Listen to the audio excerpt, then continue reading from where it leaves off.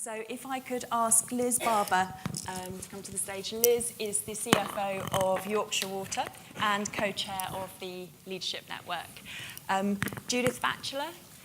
Judith is Director of Brand at Sainsbury's and has supported both A4S and many of His Royal Highness's other projects for a long time and is a member of our board. Steve Roeder, the Senior Executive Vice President and CFO of Manulife, who has come into the circle recently and has been kindly helping us to get the CFO engagement off the ground in Canada. So I'm not sure if he quite knows what he's let himself in for, but we'll soon find out, or is starting to, I think, already. And then finally, Mark Walker, the Global Chief Investment Officer of the Univest company, which looks after and supports all of Unilever's corporate pension funds. So what I'm going to do first is ask each of the panellists to give a very brief response to the overarching question that we asked. And so what we thought is the theme of the summit is around innovation, risk and opportunity. And so we asked the question, or made the statement, we have all the knowledge needed for a sustainable future, we just need to act upon it. We asked everyone to vote on that, and we appreciate that it's not quite as simple as a yes-no answer, so we'll get into the detail. In terms of the responses, 51% of people said yes, and 49% said no. To the extent that you believe polls, I leave that with you. So plenty of room for the panellists to sway everyone, and at the end, we will ask you to hold up your red and green voting cards to see if you've changed your mind, and I'll make the decision on how many reds and greens there are. So even more democratic. Right, so Liz, if I can come to you first, and from the CFO's perspective, you know, how would you answer that statement? Do you agree, disagree? Where does the complexity lie? Well, I have to say that there is the knowledge out there. Of course there is. And I think just to give a little bit of context to that is that as a practicing CFO, the world has moved on. CFOs no longer around to count the pennies and to report the pennies in a responsible way. Somehow the role has morphed over the years into some kind of custodian of value. And when we listened to Governor Carney and the G20 task force, and indeed this afternoon the Transition Pathway Initiative, not only are boards expecting us to behave differently and look after corporate value, but others are expecting us to do this. And in fact, they're going to hold us to account. And in fact, the timescales are going to be very much greater than they have ever been before. So any CFO that says it's nothing to do with me won't probably be a CFO for very much longer, I'm afraid. So are the tools out there? Yes, they are. And I'm going to talk from a personal perspective now. You won't get any academic response from a practicing CFO. At Yorkshire Water, we have used the tools and techniques that are already out there.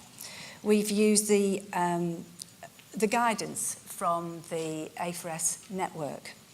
We've looked at the capitals approach of the IIRC. And we've used some of the tools and techniques that are embedded within the natural capital protocol, both for natural capital and across the other capitals as well. And over the last few months, we've been working finance and sustainability together to produce what we call a total impact assessment. I know the Crown Estate called it a total contribution statement. And what this is, it's a kind of P&L account for the FDs in the room. It's a kind of P&L account that talks about how you may have improved your performance across the capitals in the year. And I'm happy to say, but there's more later, we feel as though we're doing pretty well. We're meeting our greenhouse gas emission targets. We've achieved the National Equality Standard. We're working with disabled people and bringing people with autism into the business. We're doing a great deal to clean up Yorkshire's aquatic environment. And for the first time in the last couple of years, migratory salmon have entered Yorkshire's rivers, which were 25 years ago completely dead. So we were kind of giving ourselves a little bit of a celebration while we were looking at the P&L account. But as good finance professionals, when we started to think about this P&L account, we thought, well, what about the balance sheet? What about the opening position and the closing position? And that's where the smiles sort of turned into some frowns and some scratching of heads. Because when we look at our manufactured capital, we have 83,000 kilometres of pipes underground in Yorkshire. Yes, Yorkshire is big enough to take the pipes that size. In delivering, we use that capital, we use our manufactured capital and our human capital to deliver what is a huge asset to society, the delivery of essential services in clean water and wastewater. So far, so good. And then we started to look at the environmental capital, and we started to congratulate ourselves over the fish. And then we started thinking about the manufactured capital and started to think, well, how much embedded carbon is in 83,000 kilometres of pipework, 49 water treatment works, over 600 wastewater treatment works, and the pumping system, of which there are two colossal, it's a technical term, colossal pumps in Hull, which I'll come to in a moment.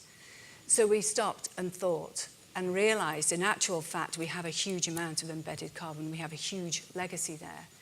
And then we started to look at our annual emissions. Previously, we've been congratulating ourselves in the peatland restoration and the sequestration we've been doing, all of which is great.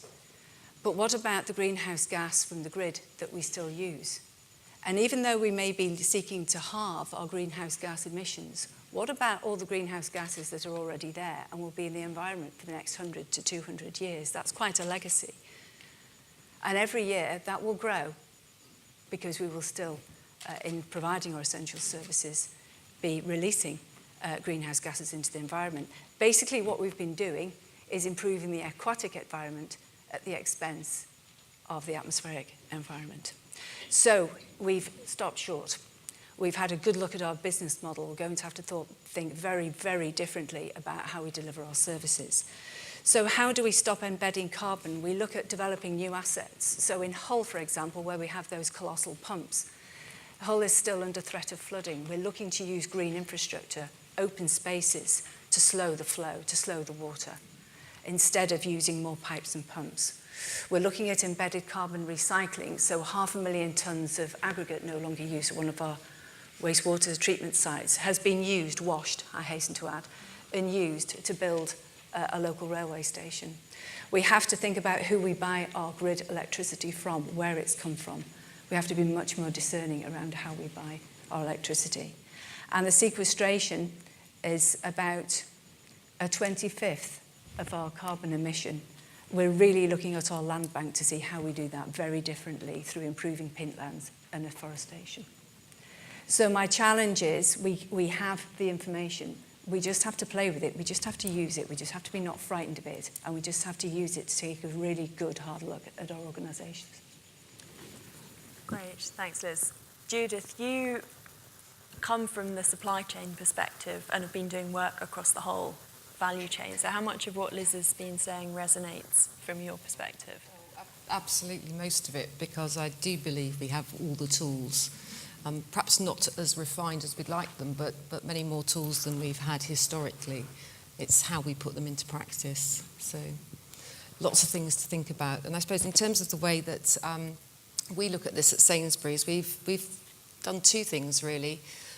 We've changed the way we think about our business, and we have absolutely changed the way we do things. So you'll probably think of us as a UK retailer. We turn over £27 billion. We have 2,000 stores, 200,000 colleagues, and we sell tens of thousands of products from around 70 countries from around the world. And actually, we've done quite well in managing our own operations, the efficiency, the resources that we use within our own operations. But actually, when you look at it in total, that pales into insignificance when you look at the impact that we have as a business in the global value chains that sit behind the products that we source and sell.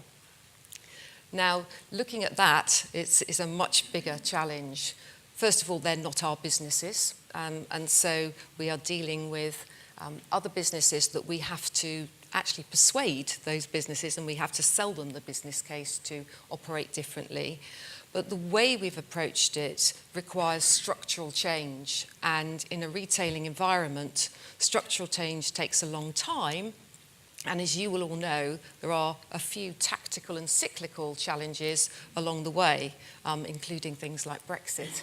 So we have basically looked at what we do and said, how can we think more innovatively, bearing in mind we've got some short-term challenges as well as building a long-term sustainable future for us and our supply chain partners. So we're thinking very differently about 4 separate things. First of all, what we source. Then how we source it, how we buy it, and how we sell it. And that might sound quite basic, but most of the time we only think about how we buy it and how we sell it. And actually there's some things in there that are pretty counterintuitive and have forced us to think very differently about things. So there are some products that we sell, like beef, that will be a sustainability challenge, is a sustainability challenge, and always will be. There are other things that have been demonised over the years, like palm oil, that actually is a very resource-efficient crop. It's just the way it has been grown and the consequences of the way it's been grown that are a problem. And then there are other things that we think tick all the boxes, but we just haven't discovered yet that one thing that means that it isn't quite as sustainable as we thought it was, and that might be impacts on things like human health and nutrition. So it is precisely how we source things that matters. But because there's a lot of innovation, technology, Moore's law, we've got much more accessible, affordable technology and data than we've ever had, we can tackle some of those things in a way that we haven't before. So if you think about how you source it, we source a lot of Marine Stewardship Council fish. That's a good thing. But it's only, well, less than 10% of all the fish that is caught. And we know that 25% of all the fish that is caught illegally. And that's about 26 million tonnes of fish every year. And we can look at our own operations within the UK, but looking at what's happening in the middle of the Indian Ocean is slightly more difficult. But the technology through satellites enables us to do that. So when we have a chain of custody certificate for that fish, either historically or in real time, we can use satellites to look at those shipping vessels. And by clashing real time, every 15 seconds, the data that's from those fishing vessels with databases that tell me what that vessel is, where it's registered, whether it's got a red or yellow card already, what its quota is for which fishery and what fishing method, I can absolutely prove to myself that that fish has been caught sustainably. And it's amazing when you stand at the satellite catapult in Harwell and see what is going on across the world's oceans. So we have the technology to do that. But we also have to buy those things well. And again, buying not just in terms of paying a fair price, but buying in understanding who is taking the risk and where that investment might need to be made, because in the way that these complex and convoluted and often very fragmented value chains work, often that investment or risk is taken in one part of the value chain, but the benefit is taken in another part of the value chain. And that requires a degree of collaboration, long-term thinking, long-term contracts. So a good example of that is how we now work with our dairy farmers and have been for the last 10 years. They get a cost of production model. That includes a profit element. Because cash flow is often a problem for those businesses, we review that every 3 months in light of commodity prices. We also give them a bonus for doing the right things over health and animal welfare, use of things like antibiotics. We pay them a bonus for environmental measures and the impacts that they have. And we share with them all of their economic and sustainability metric data so they can basically benchmark their own performance with their peers and drive continuous improvement. That means they make more money and we make more money because together we are more efficient. And today we're paying 2p a litre less for our milk than we were a year ago, and our farmers are making more money. And when you're buying 500 million litres of milk a year, that's a lot of money. And I suppose the other thing is that's the dairy farmers in the UK. Those kinds of initiatives and different ways of thinking about how you buy when you're talking about smallholder farmers in other parts of the world are the absolute difference between success and failure. as are things like the grants that we give out along with DFID, but also the patient capital that we help to negotiate on behalf of those producers. All of those things we never would have done 10 years ago. And then finally, how we sell things and how we connect customers with sustainable products, and how we give them the communication that enables customers who want to make sustainable choices to make those sustainable choices is really difficult. And we've all lived through things like the labelling of food miles, labelling of carbon in a packet of crisps, all of the things that really weren't necessarily a lightning rod for customers. And we have to be really careful about these things, because it's complex, it's difficult, it's really difficult to explain. And if you oversimplify it, it can be simplistic and misleading. But there are some things, and trees are a good example, that are universally acknowledged as a pretty good thing. So most customers would say chopping down trees is not really a good thing to do, and planting them is a really good thing to do. The nuances of putting the right tree in the right place and the articulation of what a tree can do, or the right tree in the right place can do for carbon, water, climate change management, for biodiversity, for the pollinator population, and so on and so forth, is probably not something that customers are ready for. But they do know it's a good thing. So we have woodland eggs, woodland chickens, woodland turkeys at Christmas, woodland apples, all things that are grown in woodland, planting trees. And as I say, the idea that a happy woodland chicken is healthy and it displays more chickeny behaviours and all of those kind of things is lost now for the moment. But one day, that happy revelation after the fact will be a pleasant surprise for our customers. But in the meantime, we give a penny or 5p or 10p or whatever it might be, depending on the product, to the Woodland Trust, and have planted 5.7 million trees in the UK. And the good thing about that is it's not just about planting trees. Lots of school children have been involved in those projects, and that means that we're not just adding to the environment, we're not investing in natural capital, but we're investing in something much bigger. So I would finish by saying that, yes, I believe we have everything that we need, not quite the finished article yet. We have to think differently as well as do things differently. But there's a lovely quote from William Gibson that said, the future's already here, it's just not evenly distributed yet. And I think that's absolutely true. I think the future is here, and I think our job as leaders is to make sure it gets evenly distributed very quickly. So, thank you. Great. Thanks, Judith.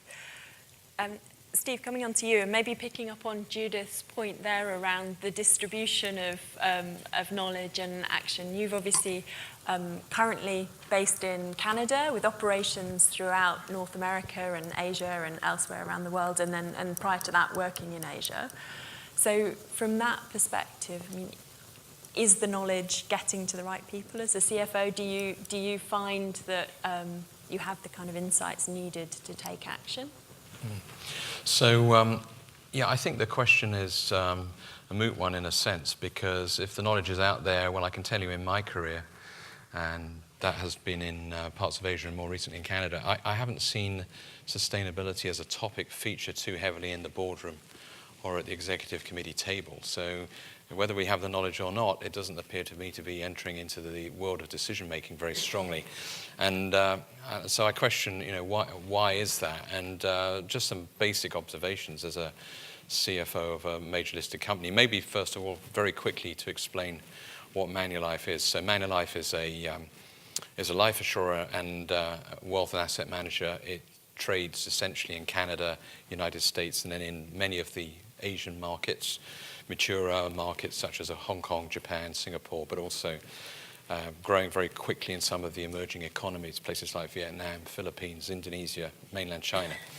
And we also, therefore, because we have this very large portfolio of life insurance liabilities, we also run a lot of money in our asset management arm. So we're close to $1 trillion of assets. And because our liabilities go out potentially up to 80 years. We care deeply about the future, and we also think that the best assets for us for those very, very long-term cash flows are natural assets. So we are actually the biggest investor or manager of institutional investment in timberland in the world, believe it or not. Most of those assets are in the US, South America, and in Australasia. And we are also the biggest manager of institutional money in agriculture in North America. So if you go to North America, please drink cranberry juice. If you do that, there's a 50% chance something ends up in our coffers. So that will be welcome. But we grow nuts. We even have wineries in the Napa Valley, etc. And we see these as great assets to back these very long-term liabilities. We're also big investors in infrastructure, big investors in solar energy, these sorts of assets. But the big challenge for me as a public company CFO is, I see probably 300 investors per year in individual one-on-one meetings around the world. And I can probably tell you this year, the 300 meetings, the subject of sustainability and related topics has probably come up 3 times, and I may exaggerate by 1, it might have been 2, but it doesn't feature heavily on the agenda. And there is a very, very strong focus on traditional short-term financial metrics. And it's even worse actually in North America than it is, say, in the UK, because we have this thing called quarterly financial reporting, which is a bit like being a hamster on a little wheel. You just sort of keep going. So you just get rid of one quarter, and guess what? We're about a week away from the first forecast of what the current quarter looks like. And the whole thing is sort of a bit absurd in a way. So there's a bit of a dislink. So I'm particularly taken with the discussions here around the fact that there's a linkage between sustainability and value creation. Because I think if you can link sustainability to value creation, you've actually got a chance of making this a boardroom topic and an executive committee topic and hopefully an investor topic. So I think that's probably the path, particularly for a financial services organization like ours, where maybe the subject, you could argue, is a bit less obvious. I think that's the path that we should go down and emphasize the issue of value creation and particularly, brand value creation. We have a huge number of policyholders, and the addressable population of potential policyholders for us in Asia is in the hundreds of millions of people. So if we have a brand that can be associated with sustainability, that must be a great thing. And equally, our only real asset is people. So human capital equation is very, very important to us. And I was really struck. I did a town hall meeting at our Canadian business headquarters. That's where we run our Canadian division from, in Waterloo, Ontario, in the early part of this year. And I did my usual Q&A, and I get questions about return on equity and sales, and tell us, Steve, what's going on in China, and all the usual stuff. And then somebody said, oh, by the way, can you tell us what we're doing about sustainability and holding ourselves accountable for that? Wow, I was totally taken aback by that. So it just shows you, and I must have given a half reasonable answer, because I got some quite encouraging emails immediately afterwards. People who said, well, if we can get this moving as a project, can I come and work for you and deal with this? So I think from the people, attracting and retaining talent angle, it's also an incredibly important thing for us to focus on. So that's what we're going to try and do. We're going to try and get the Canadian network moving. We're heading towards some sort of launch event in the first quarter of next year. There's a few of us here who have committed to getting together to try and give this some momentum, and we'll go on our way. I think we do some great things as an organization. So, for example, we distribute micro-insurance products in places like Vietnam. So we're helping farmers to protect themselves against natural disaster, loss of income, these sorts of things. We don't make a huge amount of money out of that, and we won't do for the foreseeable future.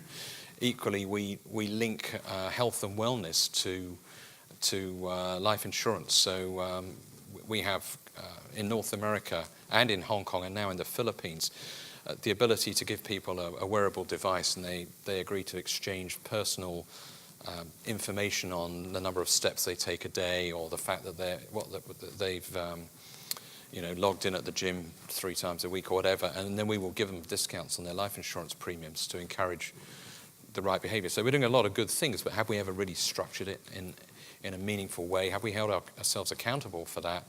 And do we use it as well as we could do to attract and retain people who want to work for an organisation that cares about this subject matter? And equally, have we explained how much we care to our actual and potential customer base in those markets across the world? So, I think we need to broaden the agenda out beyond those companies which are, if you like, immediately impacted, and recognise the value to the broader community, including those, big, ugly financial services companies who, there is an angle that we need to be very conscious of.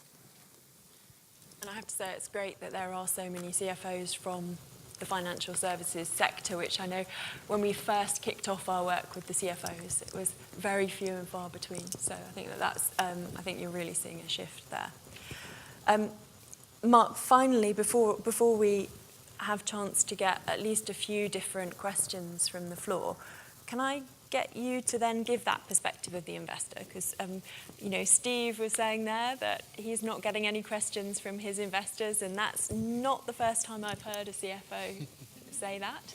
We had a discussion earlier where actually I think you are seeing some real shifts. So for those companies who haven't heard those questions yet, I'd be surprised if they don't start coming. But what are your thoughts? Oh, thanks, Jessica. I think Steve had seen my notes. So I tried very hard to think about how I would distill the challenges that the investor, so I'm here to speak as an asset owner and not a corporate representative of Unilever, how would I see those challenges in delivering a sustainable future? And you might find it a little bit strange for me to say that I think the first challenge is that nobody really defines what a sustainable future is. What do we actually mean by that? It's very easy, I think, environmentally to say a sustainable future is a 2-degree future. But as I hear Judith speak, it could be about fish and it could be about trees.